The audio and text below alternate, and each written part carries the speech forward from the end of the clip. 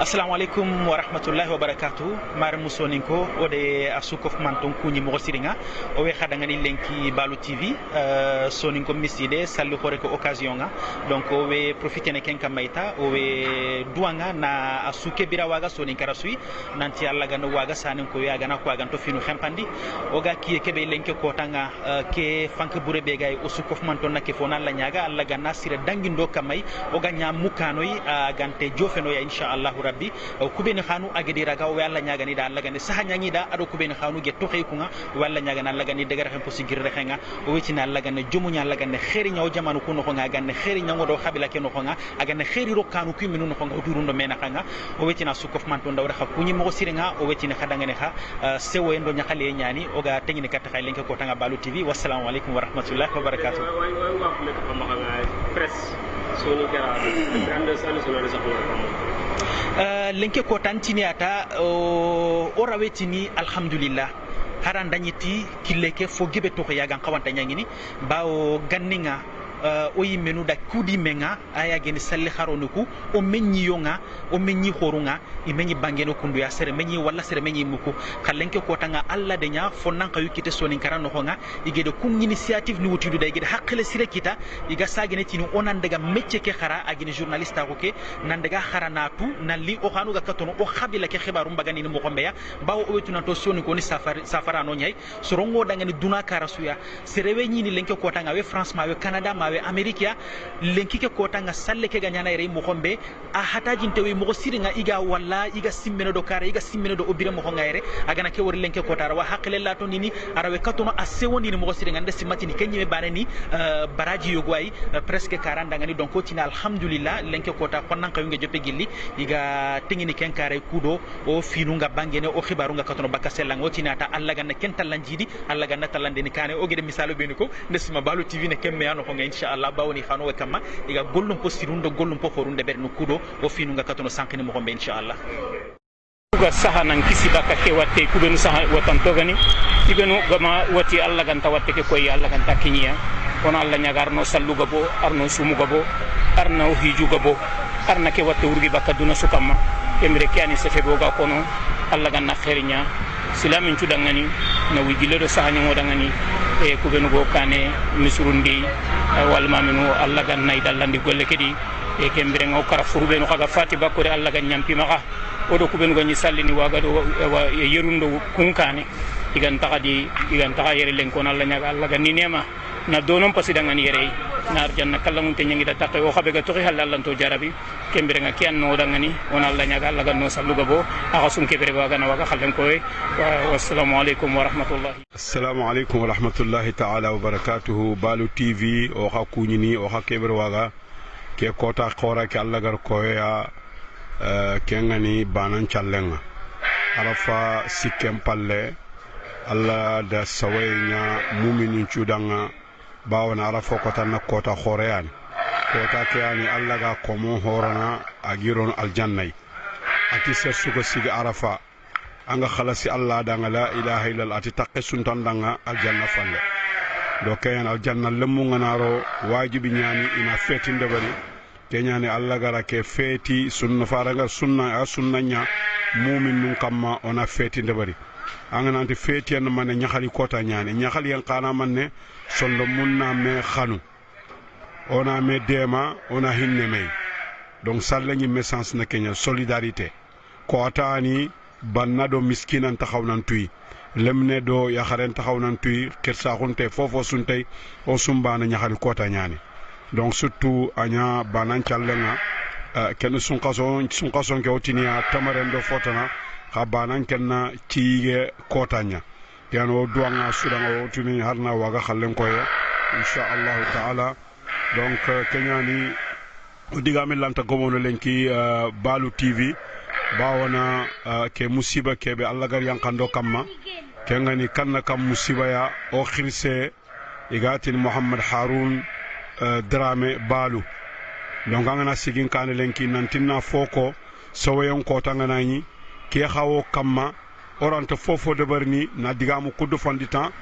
nan dua igatin kebe mujahidul kabir mo drame nga sergabenta tu soninkara angana fay iyana sor fanano kubenu ido Cheikh Khalil Abdullahi Marega ado alaji Modi Dukure aga Touba ado alaji Bakari Nyangane aga Balu ado fofo gani ken xirse yagananga anga sigi sunna ke xibarenga ay Muhammad Harun Drame kunyani iwre donc Allah da a khalifa lega ado bogono xanga kendo ke waglen ke kotanga na gamu anto da ngay fofo sowaye xa ado nyakhaliye xa o sollo mo har sa wile katta Allah o ga duwa nga danga harna yam pamaxa agara golle be to agan tawhid nga ayimme golle ndanga ada khalasi ndanga ada tuwa hundanga ada kharalle ma hundanga angar jikku susiro suwari aw ke yugo xa sorontotu soninka kha onto tuwanan tunu onto mujahidin tunu magana bugo na khanyani donc yani Balu TV lante fofo kongo nandua Balu sudangata nandua islamin cudanga nandua soninkara sudanga nandua malindanga nandua Senegal danga bawana mom Harun shakhsiyani personnalité yani amukhunte nyani kha gollu a gollu mbangante nyani alla da yogonya antoho ada ndaraja khore nyani khalla ma kenya kencera aken daraja nga ser lo khayani kha agollun qoro nyani ser kallangunti yani alla khabange kenyani Balu TV o duanga dan harsa kenyani ke salla ga waga gamuti kebe ke oran fogo bu kongo kha salle banan ko tanke nyakhali kota nyani solidarité kota nyani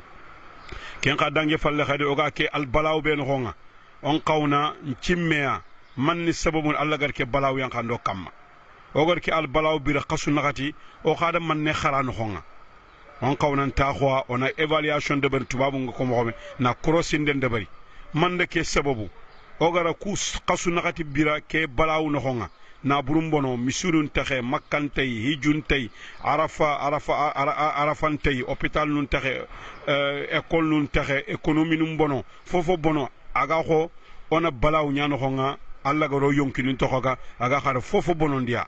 kenna manne on ñille katta allay ona ñille falle ogoñu gollube de barni onanta xono masala ona tongun ko medanga ona page kurumba wuñi fumbe gani bire kurumba ken xonga surtout nga appel ñana soni ngara xirsunga kube no anga tulenki iyana misil soni ngara tontonga kengani markaz ke misile nga maske ke markaz ke soronga kube no ga malik si igatini sunna miside soronga khili soni nga misra sunna miside ñani ona appel de barni kun xirsunya ina taxu ina me fay ina conduite kunumba tana wutu ogan qawno o bire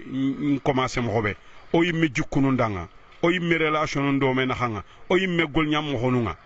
miside ke ka organiser na mo hobe lemnu ngan qawna organiser mo hobe xanu ngarono mo hobe kelenki coronavirus donc bani sunu tangay o katodu tangane kam mo mersenu ngar kebo ko ngodang donc on a maskunu londi on a kuyinde ke rohondo on a daga na lieke rohondo mo noxanga ma Allah sa aw kisin bakka bala parce que balaaw nga naari anta xen no xutu kenyani ke sine xote yani xagaro ma xempe balaaw ñimme xa ser sugono o ser kallangun to ñalenki ikafu ke balaaw no xonya kiyan haraga na xa fay falle Omar ibn Khattab kiyenga ke balaaw mega de bari ada ser kallangu sahaba be ga karampu tan naxate sahaba amisala nyano xama xale ngana fay ser kallangun te kedo ser khalasinte be go no xanga kenge be ñaan keno walla ñagan harno kiskete balawya résultat sunte na ñille kat allayta nan tubi katta woga fofo de wogati nanti fo bura ñano ona mungode fo suru ñagani ona daga kane dongo su kuñini donc Balu TV kuñini wa vraiment xa encourager ne golle ki xala duna su golle ñadanga o tina assalamu alaykum wa rahmatullahi ta'ala hada mara mundanga kenya ona nyinne lenki butega ma kat seresu anna qamungune anna simme yarundo yejinna ando sebega nyimeku alla gara bogandi duna alla gara satem magafaka aganta duna agane ten sasa ina liduna ina fosrende bari anke alla de occasion kina alla de tankina alla ga du santen donc oy yimorno mare maga oy nyaga na ke salle hormanda sersu ga butu sere sersuga fogado serena annam butte nyankan alla da khawni kay wa butu khay tona e mulla surtout ko occasion me ganari serentu hajun tegna asu simena alla ona simmeme wogana simma Ibrahima kebe oga yagan dabate adire ma nya khursinti alla ya alla khanu yenda anke hagar fo khanu mo ko alla ante fo khanu nan ko Ibrahima koni dun alle manganta mulla